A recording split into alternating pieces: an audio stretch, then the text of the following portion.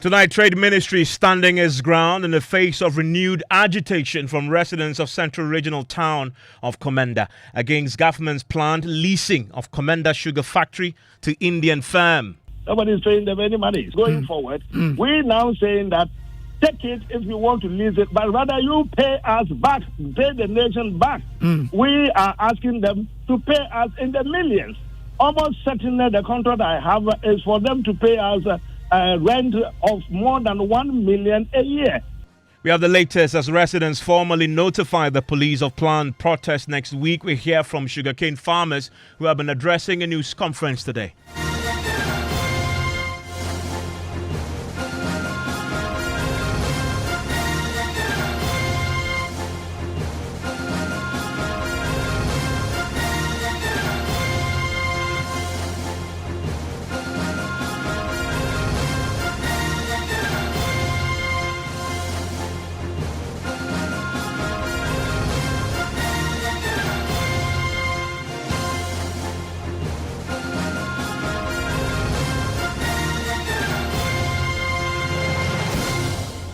And Top Story is always brought to you by Telecel Connecting Energies, Holy Insecticide Spray and Coil. Enjoy a holy sleep. My name is Mensah, and the Trade Ministry is tonight standing its ground in the face of renewed agitation from residents of the Central Regional Town of Komenda against government's planned leasing of the Komenda Sugar Factory to Indian firm. Now, Sector Minister Katie Hammond last week disclosed plans to lease the sugar factory for between 15 to 20 years to the Indian firm West Africa Agrotech Ghana Limited, WATCO. Now, the minority last week vowed to do anything to stop the government. Listen to the ranking member on the Trade Committee in Parliament, Yusuf Sulemana. That agreement didn't come to Parliament because I can tell you WATCO is a foreign company. And so if government had gone to take a loan of $35 million, and also we had also gotten an approval for another $24 million, and if government was going to take any major decision that will involve foreigners, then it was appropriate for them to come to Parliament for us to look at it. Remember, the NDC was accused of not coming to Parliament in matters of this nature. So one would have thought that they will not repeat those mistakes that they claim we had made. They never came. Let's don't forget, the loan will have to be repaid. How is he going to repay the facility? All these issues, the minister owes Ghanaians that explanation. And that is why we have called you here to serve as our mouthpiece. Take this information everywhere in this country and beyond. And let me caution that any foreign company that is going into any contractual agreement with the minister, if there's no due process, we can only assure them that the NDC administration will abrogate the contract. And when that happens, they shouldn't say that we are causing any financial loss to the state. Once you don't go through the procedure, once you have not followed the laws of this state and we are abrogating it, we have every right to do it. And no impression should be created that Ghana is not a destination for investment. If you come and you respect our laws, you're going to do business and do it very well. Well, today there's been more agitation in Komenda to the news. The sugar cane farmers have been addressing a news conference, and we also know that some residents have already notified the police of their planned demonstration next week against government's plans to lease the facility. We'll hear from the Trade Minister shortly, but first my colleague Richard Kodonyako, who recently filed an RTI request on the back of a special report into the Komenda Sugar Factory and its operations, joins me in the studio with more on this. And in the last few hours, we are learning about this news conference called by the sugarcane farmers. What's your concern? So, scores of the sugarcane farmers gathered at the precinct of the Komenda Sugar Factory today, and their concerns are that government had represented to them that they were going to plant sugarcane, and so they met them, telling them about the right quantity, the kind of species they want, and then they have now relied on government's decision for them to grow the sugarcane. So it comes to them as a surprise. Government U-turn. They say that they are going to now import raw sugar from outside the country to feed the factory. And so now when it happens like that, they will be out of jobs. That is really their concern. And you've been digging into this a bit more. You found and got answers to how much government has spent on the Komenda Sugar Factory in an attempt to revive it. Yes, so government says that it has already spent 46 million Ghana cedis, and it made up of they secured these funding from 3 banks, and in addition they also have taken delivery of about 6 million, and so in totality we are talking about 52 million Ghana cedis in their bid to revive the Komenda Sugar factory. And so that is what was contained in the RTI request that I filed. And today we got word that there may have been a press conference, but it turns out that the trade minister is meeting with some stakeholders to present his plan before them. So that was what the indication that we got, that the ministry was going to organize a press conference. You know, what is in circulation has not been signed, and so we were hoping that today during the press conference the minister was going to actually issue a new one that would be signed, that will firm up the release clauses and the release statement. Well, we know that the minister has been very clear on this. Last week we got him to give us a bit more detail about this arrangement with this Indian firm in question. He's clear he hasn't signed anything just yet, but the plan, he argues, will rather make Ghana $1 million plus every year because of the leasing arrangement they've come to with this particular firm in question. Listen to Katie Hammond. We've got some people to come in to see what is it that could be done to get the factory running. No one was interested. We sent experts, consultants to see what you need to read the report. I've got a copy of the report that the experts presented. It simply isn't anything to write home about. Now, after putting so much money, we thought we'd gotten somewhere. So finally, I think he's talking about the consultants. It's not a consultant. Those guys who are working at the place now. Because it wasn't working, we gave a management contract to the company he mentioned to see if they could run it, if they could get investors, private investors, to invest their capital. It wasn't going anywhere. If you ask people to manage your assets, which is almost turning into a white elephant, you pay them. But he doesn't even know. For the last 2 years or so, we haven't paid them 1p. That's another problem there. We contracted to pay them some money to run it, make sure that it doesn't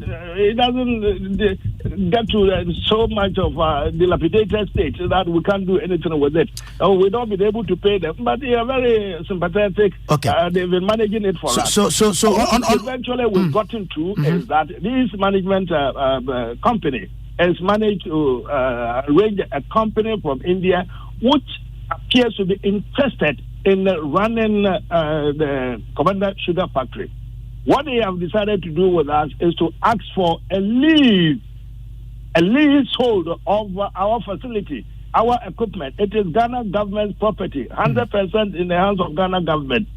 I haven't signed anything, for Christ's sake. Have you heard what I said the other day? Okay. I think you played it back. Now we're now in the process of dotting the I's and crossing the T's before we put our signature. And so they have asked that we grant them a leasehold of the facility for them to produce the sugar. Okay. How they do it in the end is their... If I understand you, you mean that as we speak, there is a company which has been given a management contract, which is running the facility. Are they the ones that are paid 50,000 a month? I don't know the figures he's talking about. I don't know the figures. How much do we pay this company? We haven't paid them anything. No, but how much do we? They are managing. They are making sure that the plant doesn't go rusty. Okay. They are greasing the equipment for us. We're not paying them anything. Company that is managing it now. How much did we agree to pay them a month? I don't have the figure handy. The last time they were here, they were talking to the chief director. They were asking for some money. The chief director was talking about giving them some. He was talking about a few hundreds of thousands of cedis. You are the minister, and I guess you should. Yeah, look, listen. This shows the extent of the dilapidation of the plant that we have over there.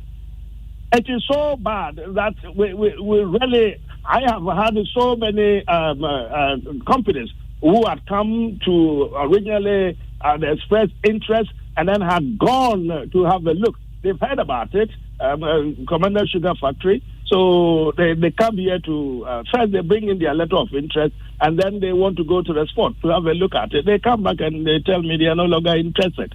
So if somebody is talking about, there was a contract which was signed, of course, long before I came here for the management, for them to manage it. I'm not sure the figures involved, Senator as atrocious as he's talking about. But in any event, whatever the figure, whether it is $60,000 a month for them to run it also, we haven't paid them 1p, and they understand. Nobody's paying them any money. Going forward, we're now saying that take it if you want to lease it, but rather you pay us back, pay the nation back. We are asking them to pay us in the millions. Almost certainly the contract I have is for them to pay us a rent of more than 1 million a year.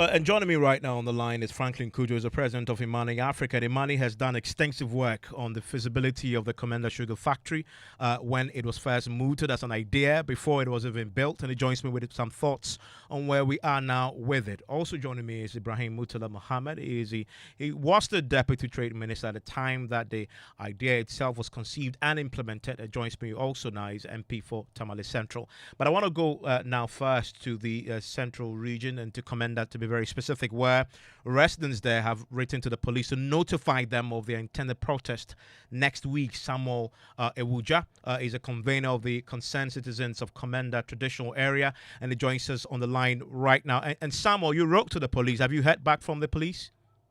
Yes. We actually met the municipal police commander this afternoon. And what did he tell you?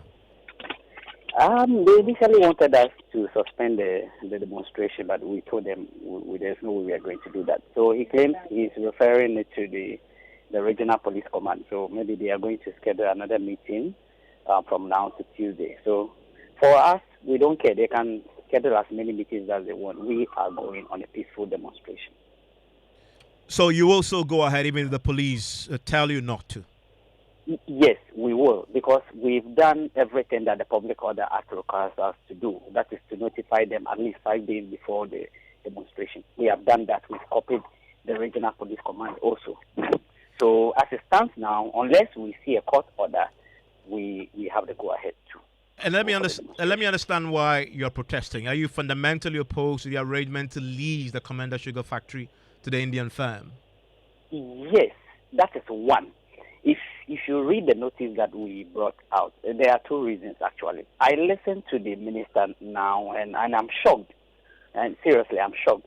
And I am tempted to forgive the minister because he's not been at the ministry for long. So maybe he's not been properly briefed about Komenda Sugar Factory.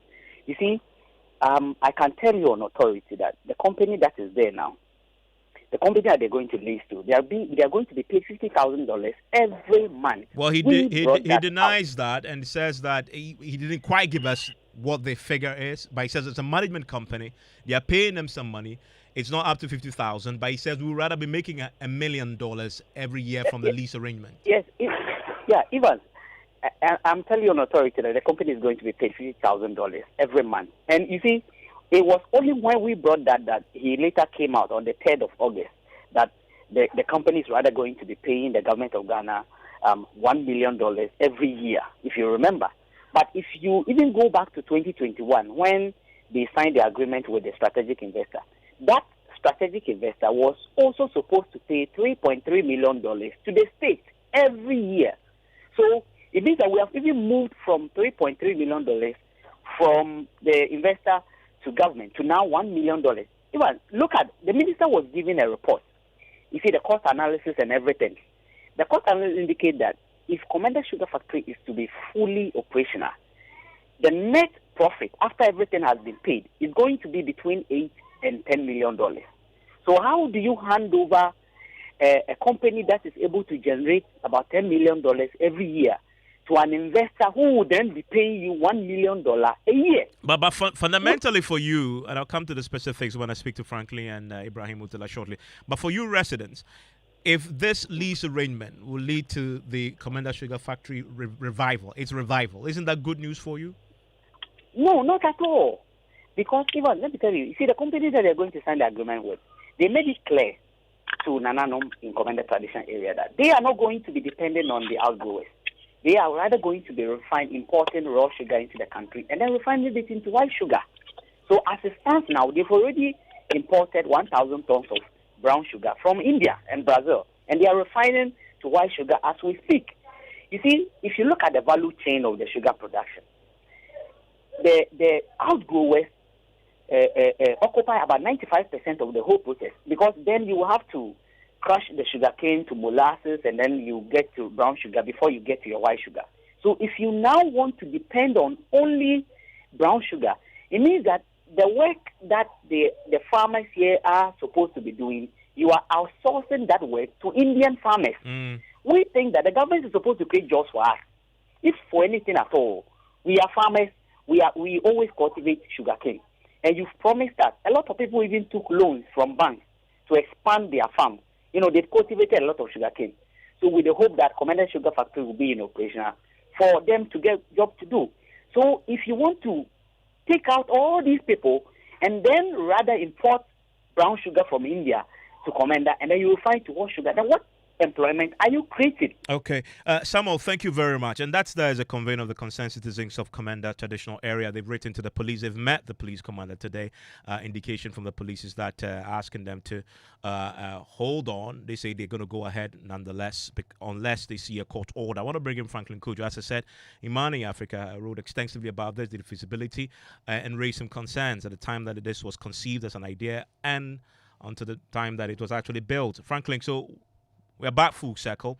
The government plan is to lease this out to the Indian firm, and they would bring in the raw sugar and then they will process it here. Is that a good way out of this particular challenge we find ourselves in? A real pickle we have right now. We spent 52.5 million cedis since this government took over in an attempt to revive it, and we're still where we are. At least our RTR request told us that much. Is this a good way out? You know, good evening, Evans. I actually don't understand the plan here. I mean, the government in its twilight days essentially is trying to lease, a plant. Let's call it a plant. Which, by the way, we don't know the state, its productive state or capacity right now. We all don't know. We need to have been told exactly what the current state of this plant is, how much money initially was sunk. I think the NDC must have sunk about $36 million into this plant, right? At the time, all that was needed really, if the NDC had been minded, at least understood what we were saying at the time. Several research studies we found suggested that the project needed not less than $90 million as of 1970s, right? To bring it to some semblance of, should I call it, functional mode. So immediately the 36 million was sunk in. We knew that there will be problems after commissioning down the line. It didn't even take a month. So now if you are a government that obviously prided itself as a doyen of private industrialization and all of that, 1D, 1F, at least this particular project should have been given some very serious thought. And I did think at the time that Alan was giving it some serious thought. I don't know what happened along the way. The same talks to Indians and all of that. Then everything fell apart. I think for me, look, this lease thing, first of all, we need to ask questions. Are the Indians ready? Do they have the full money to bring this factory to full capacity? Because as I said, if they don't have close to about $50 million to start off with, then there's no business. They shouldn't even start it at all. Because this whole thing about doing it in bit and pieces really wouldn't make sense. The minister says I don't know the basis upon which the $1 million per year is expected for the country. I also don't know the basis of pay $50,000. I think Katie says it's not signed. It claims everything is so. It's just, we don't have all the specifics to have this conversation. It looks to me they probably want to sell this thing as scrap, and maybe they are using other means to get it done. But one thing is confirmed, though, Franklin, is that this Indian firm will not, at least at this moment, be processing sugarcane itself, as we know has been grown, but they will be importing the raw sugar and then processing it thereafter. Is that a good plan? Well, I mean, that could be another contingency plan.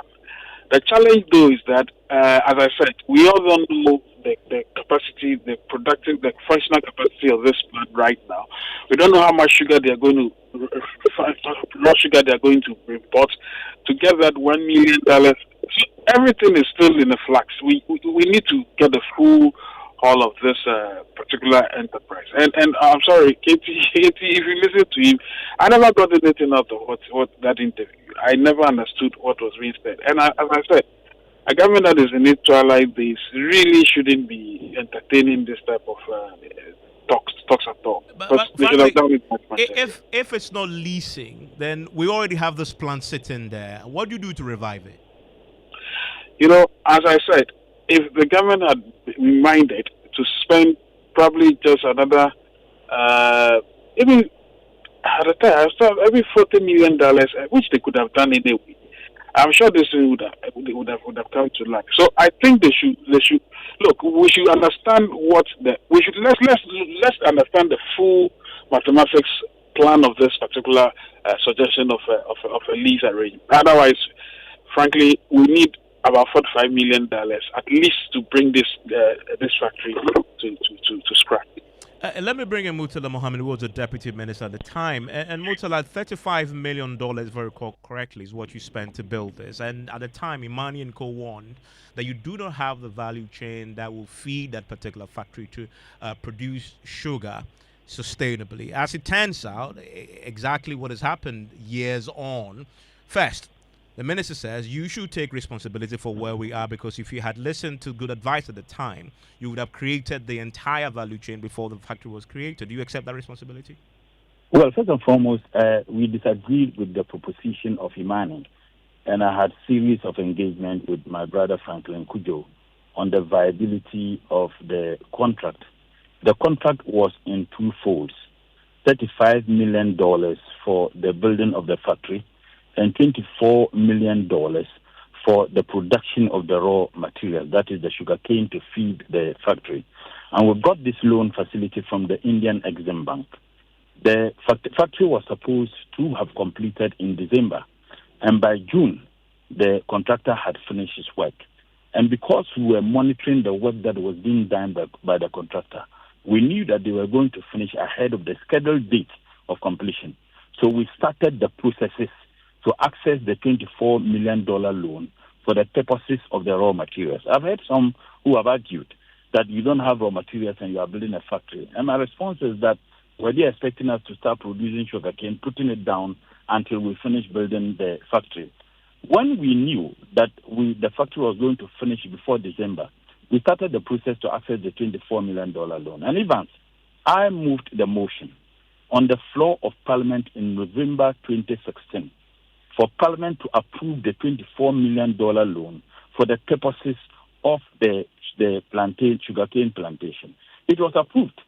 You remember we went for the elections, and my expectation was that when you have a new government, they would have followed through to access the money. Mind you, we also started the Nestle plantation. We got thousands of acres where we started.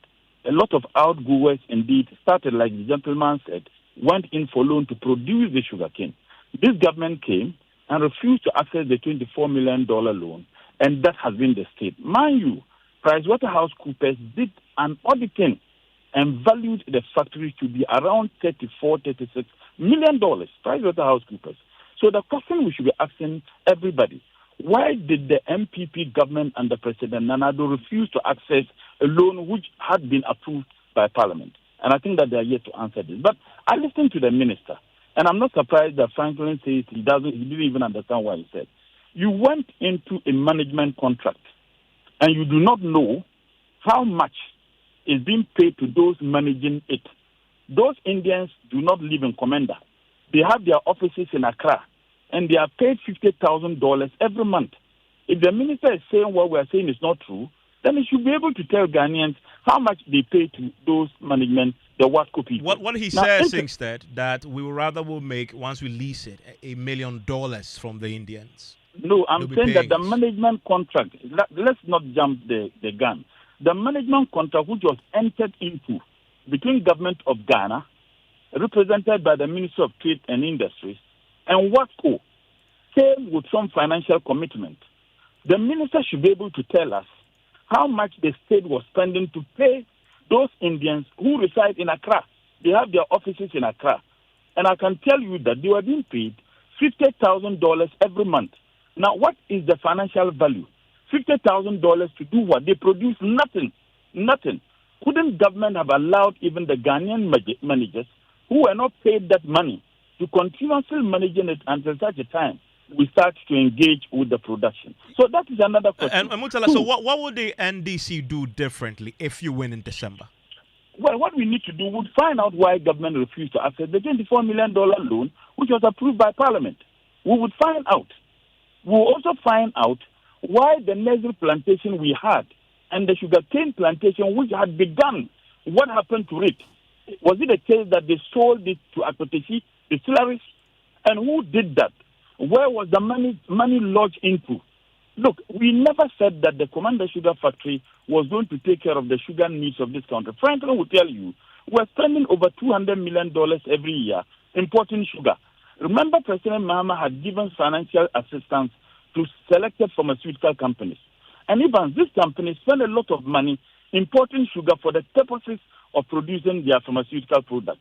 So what we envisioned was that even if they were not producing the sugar for domestic use, they were producing the sugar to supply these pharmaceutical companies so that the money government extended to these companies, they won't spend the money importing sugar. That factory alone could have taken care of their sugar needs. So you give $5 million to pharmaceutical companies. They don't spend chunk of that $5 million to import sugar. They buy the sugar from this country. Isn't it interesting? The very company which was given the management contract is the company they are leasing the same facility to. If it was not financial and economical viable, you think that those Indians would have been looking forward into the lease. And in any case, they are not going to produce sugar. They are going to process the brown sugar. Now, so others have argued that we didn't produce sugar. Your multimedia, and I'm happy I'm having this engagement, multimedia had a representation, Captain Smart. He went to Komenda Sugar Factory, wanting access to it. I was called 1 a.m., and I told them to allow him to gain in. They followed through all the processes, from the sugarcane processing up to the production of the brown sugar. Now, what this government is doing, and the gentleman captured it perfectly, they are creating jobs for sugarcane farmers in India at the expense of our sugarcane producers in Ghana, those of whom have gone to take loans, and the government has spent a lot of money. We are going to be paying those monies. There are several questions that ought to be answered. Yeah, and by the way, let me quickly get Franklin. Franklin, you've heard Mutala when he asked the question about what would they do differently. Have you heard a credible alternative? Well, I think listening to both sides, I'm asking myself, really, isn't it about how we evaluated the proper role of government in business anyway? I mean, has government any more interventionist role in sugar, rice, airlines, apart from regulating sensibly? I mean, I don't think government should be in the business of this type of industry, really. If there's anything that they should divest it, have 70 or 80% held by private enterprise. And that would tell you that this whole thing would have been viable from day one. So I'm sorry, I don't think that. Maybe the government, NDC government may do something, but I seriously doubt the viability of that enterprise, especially as government is the kingpin in this particular matter. Or rather, the private sector led. Frankly, thank you very much. Ibrahim Muhammad, former Deputy Trade Minister, MP for Tamale Central. I'm grateful too. If you live in that area, the Komenda area in the Central region and affected by this, I want to hear from you on News Night, which starts right now.